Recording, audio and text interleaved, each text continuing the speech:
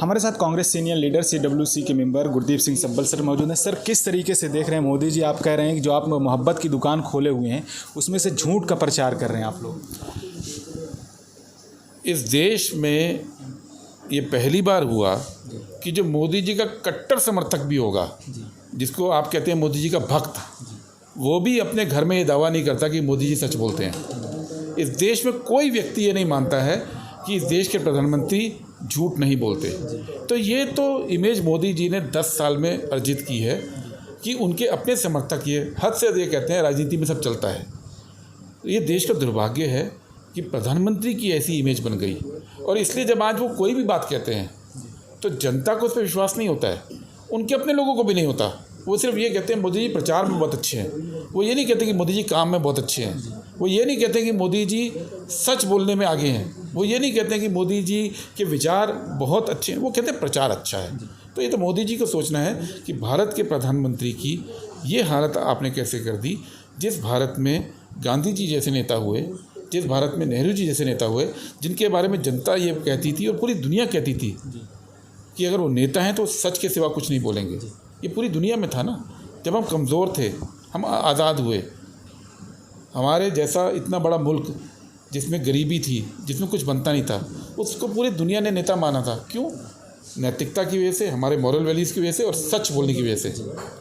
तो देश को सत्यवादी गांधी जी से मोदी जी तक का जो सफ़र हुआ है, उसका जवाब मोदी जी को देना है। सर, मोदी जी का बयान है अभी, उससे उन्होंने कहा कि अगर कांग्रेस की सरकार बनती है जो मंगलसूत्र है वो भी छीन लिया जाएगा। और आप लोग कह रहे हैं मोदी जी झूठा प्रचार करें, तो अगर मोदी जी झूठा प्रचार करें तो आपके मैनिफेस्टो में क्या हुआ, आप जनता को क्यों नहीं बता पा रहे हैं? नंबर 1, इस देश के अंदर अगर पैसा छीना गया पिछले 75 साल में, तो केवल और केवल नोटबंदी के दिन छीना गया। हर एक नागरिक की जेब से, हर एक महिला की रसोई से, हर एक व्यक्ति के बिजनेस से मोदी जी ने पैसा छीना था। ये उसके अलावा ये करामात इस देश में कभी किसी ने नहीं की। दूसरी बात, मोदी जी तो प्रधानमंत्री हैं अभी भी। मैं उनसे रिक्वेस्ट करूंगा, रिज़र्व बैंक ऑफ इंडिया की रिपोर्ट पिछले 2 साल में लगातार आई है कि गोल्ड लोन इस देश में ऑल टाइम हाई पर है। और गोल्ड लोन क्या होता है? गोल्ड लोन वो लोन है जो लोग अपना सोना गिरवी रख के बैंक से लेते हैं। महिलाएं जो अपना जेवर, अपने ज्वेलरी को गिरवी रखते हैं ताकि अपने बच्चों को पढ़ा सकें या इलाज का खर्चा कर सकें। ये मोदी जी के राज में हुआ है। मोदी जी के राज में पिछले 10 साल में इनकम नहीं बढ़ी है। आप तो मीडिया से हैं। 2004 के अंदर एक एवरेज मीडिया कर्मी की, जो टेक्नीशियन थे, सैलरी होती थी 4 से 4,500 रुपया।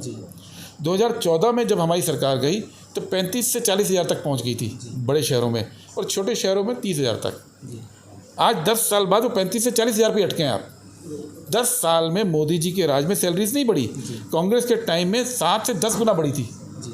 तो ये सवाल तो मोदी जी को पूछना चाहिए कि चूंकि आपके टाइम में सैलरीज नहीं बढ़ी हैं, चूंकि आपके टाइम में रोज़गार नहीं बढ़ा है, चूँकि आपके टाइम में जो बच्चे पढ़ रहे हैं, IIT तक के बच्चे बेरोजगार हो रहे हैं। IIT मुंबई, IIT मद्रास के इस साल 35% और 45% बच्चों को नौकरी नहीं लगी है। बिट्स पिलानी के बच्चों को नौकरी नहीं लगी है। तो उन बच्चों के परिवार वाले, उनकी माँओं ने 4-4, 5-5 लाख फीस हो गई है प्राइवेट के अंदर, उसको देने के लिए अपने मंगलसूत्र गिरवी रखे हैं। ये कांग्रेस ने जब भी सरकार आई है तो देश खुशहाल हुआ है। इस देश में मिडिल क्लास जो इतना बड़ा है, दुनिया का सबसे बड़ा मिडिल क्लास हमारे यहाँ है, वो तो हमारी नीतियों की वजह से हुआ है। मोदी जी की नीतियों की वजह से सिर्फ गोल्ड लोन बढ़ा है। सर, अभी रेवंत रेड्डी जी ने कहा कि प्रेस कॉन्फ्रेंस करके उन्होंने कहा कि 2025 में आरएसएस का 100 साल पूरे हो जाएंगे, और आरएसएस और बीजेपी चाहते हैं कि जो आरक्षण है उसको ख़त्म कर दिया जाए। इस पर अमित शाह ने कहा कि कांग्रेस झूठ का प्रचार करे और झूठा प्रचार करे, हमारा इससे कोई लेना देना, हम संविधान बदलने वाले हैं और ना हम ही आरक्षण ख़त्म करने वाले। इस पर क्या कहना चाहिए? देखिए, 1925 में आरएसएस बनी और 1931 में नेहरू जी जब अध्यक्ष बने कांग्रेस पार्टी के, तो उन्होंने आज़ाद भारत का प्रस्ताव रखा, कराची रेजोल्यूशन बोलते हैं, जिसमें ये बताया गया कि भारत आने वाला समय में कैसे होगा, और बराबरी के अधिकार और सबको वोट का अधिकार उसी रेजोल्यूशन में था। उसके बाद लगातार कांग्रेस पार्टी बराबरी के लिए और आने वाले सालों में बाद में आरक्षण की अवधारणा पे काम करती रही। नेहरू जी के भाषणों, सरदार पटेल के भाषण हो, सुभाष चंद्र बोस जब अध्यक्ष बने उनके भाषण हो, हमारे प्रस्ताव हों, आप पढ़ लीजिए, सब में इनका जिक्र है। जी। उस पूरे पीरियड में आरएसएस भी बन चुकी थी। उन्होंने कभी भी बराबरी की बात नहीं की, उन्होंने कभी भी आरक्षण की बात नहीं की। उनको तो आरक्षण इसलिए मानना पड़ रहा है क्योंकि कांग्रेस पार्टी का जो प्रोग्राम था उस देश की जनता को पसंद आया। इस देश की जनता ने जब पहला वोट हुआ तो कांग्रेस को 498 सीट पे चुनाव हुआ था, तो जनसंघ जो बीजेपी की पहले थी उसको 3 सीट आई थी और हिंदू महासभा को 4। उनको हरा दिया था जनता ने। उस जनता को मालूम था कि ये देश आरएसएस की फिलॉसफी पे नहीं चलेगा। वो देश ने कांग्रेस के लिए वोट दिया और कांग्रेस ने आरक्षण दिया और कांग्रेस ने आरक्षण की व्यवस्था को पाला पोसा, जिसकी वजह से SC ST OBC में बहुत बड़ा वर्ग एक आज तरक्की कर पाया। बीजेपी 10 साल में जब आई है, इन्होंने सरकारी नौकरी बंद कर दी। अब तो भर्ती नहीं होती 10 साल में। इन्होंने परमानेंट नौकरी बंद कर दी, कॉन्ट्रेक्चुअल कर दी, जिसमें आरक्षण नहीं चाहिए। इन्होंने आर्मी में भर्ती बंद कर दी। इन्होंने बैंकों में प्राइवेटाइजेशन कर दिया। इन्होंने रेलवे में प्राइवेटाइजेशन कर दिया। ये अपनी पॉलिसी लाए, नेशनल पॉलिसी, कि देश में सारे PSUs बेचेंगे और स्ट्रेटेजिक सेक्टर में केवल एक रहेगा और बाकी किसी सेक्टर में कोई PSU नहीं रहेगा। तो बीजेपी ने तो करके दिखाया कि आरक्षण ख़त्म कैसे करते हैं। सवाल ये है, उनसे पूछा जाए कि भाई आपने 10 साल में आरक्षण पिछले दौर से ख़त्म करने के लिए ये तमाम काम क्यों किए? जी सर, अभी अनुराग ठाकुर का बयान आएगा, अगर कांग्रेस सरकार आती है देश कमज़ोर होगा, न्यूक्लियर जो पावर है वो ख़त्म हो जाएगा। सर उसको देखिए, अनुराग ठाकुर को लगता है कि ये देश 2014 में ही आज़ाद हुआ। कई बार उनके लोग कहते भी हैं इस बात को। अनुराग ठाकुर को ये नहीं मालूम है कि उनके मोदी जी की सत्ता आने से पहले भारत की सेना दुनिया की दूसरे नंबर की सेना थी। भारत के पास त्रिशूल मिसाइल था, भारत के पास अग्नि मिसाइल था, भारत के पास पृथ्वी मिसाइल था, भारत के पास नाग मिसाइल था, भारत के पास पिनाका मिसाइल था, भारत के पास टैंक थे, भारत के पास INS ब्रह्मपुत्रा था वॉरशिप, भारत के पास INS दिल्ली था, भारत के पास INS गोमती था, भारत के पास INS गोदावरी था। 188 ब्रिगेड्स और वॉरशिप थे। भारत के पास सैटेलाइट थे, भारत के पास अपने रॉकेट थे। यह अनुराग ठाकुर को मालूम नहीं है। उनको लगता है कि ये सब काम। मुझे बताइए 2014 के बाद कौन सी नई मिसाइल भारत ने बनाई है? बताइए 2014 के बाद कौन सी नई ऑर्डिनेंस फैक्ट्री लगाई है? बताइए 2014 के बाद उन्होंने जो, बल्कि UPA सरकार ने जो माउंटेन डिवीज़न तैयार किया था चाइना से लड़ने के लिए, उस माउंटेन डिवीज़न को इन्होंने वाइंड अप कर दिया था ये कहते हुए हमारे पास पैसे नहीं है।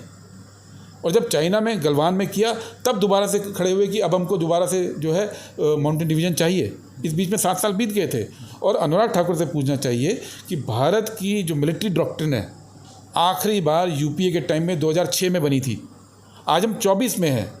10 साल वेस्ट कर दिए इन लोगों ने, मिलिट्री डॉक्ट्रिन तक नहीं बनाया है। इस 20 साल के अंदर 2006 के बाद से अब 18 साल हो गए हैं। पूरी दुनिया में टेक्नोलॉजी चेंज हो गई है युद्ध की। पूरी दुनिया में आर्टिफिशियल इंटेलिजेंस आ गई है। पूरी दुनिया में डाटा के बेस पे युद्ध हो रहा है। चाइना ने अपनी पूरा फ़ौज का आर्किटेक्चर बदल के इंफॉर्मेशन बेस्ड कर दिया है और हमने 10 साल से फिर बात तक नहीं की है। और वो अनुराग ठाकुर आज हमको ये सिखाना चाह रहे हैं कि कांग्रेस आएगी तो हमारे आर्मी कमज़ोर होगी, कांग्रेस आएगी तो जो मिलिट्री डॉक्ट्रिन पे इन्होंने सरेंडर कर दिया, 10 साल काम नहीं किया, हम उसको बनाएंगे। कांग्रेस आएगी तो अग्निवीर योजना को ख़त्म करेंगे। कांग्रेस आएगी तो फ़ौज में भर्ती दोबारा शुरू करेंगे। और कांग्रेस आएगी तो जिस तरह से हमने देश को स्पेस पावर बनाया, जिस तरह से न्यूक्लियर पावर बनाया, जिस तरह से नेवल पावर बनाया, वैसे ही हम अब AI पावर भी देश को बनाएंगे। सर आप पूरे देश में घूम रहे हैं, अभी तेलंगाना में क्या माहौल है? पूरे देश में लोग किन मुद्दों पर वोट करना चाह रहे हो? तेलंगाना का क्या माहौल है? देश में बिल्कुल स्पष्ट अब दो चरण के चुनाव हो चुके हैं। जनता बेरोजगारी के खिलाफ वोट दे रही है, वो दुखी है बेरोजगारी से। स्टूडेंट्स पढ़ रहे हैं, नौकरियां नहीं हैं, बाज़ार में काम नहीं है, टैक्स टेररिज्म है, छोटे दुकानदार को टैक्स एजेंसी तंग करती हैं, CBI का IT का टेरर है। दूसरा मुद्दा है महंगाई, लोग दुखी हैं महंगाई से। तीसरा मुद्दा है अब आरक्षण और संविधान को बचाना। ये देश इन मुद्दों पर एकमत हो चुका है और ये दुर्भाग्य है कि एक सरकार जो 10 साल से है, इन तीनों मुद्दे पे उनके पास जवाब ही नहीं है।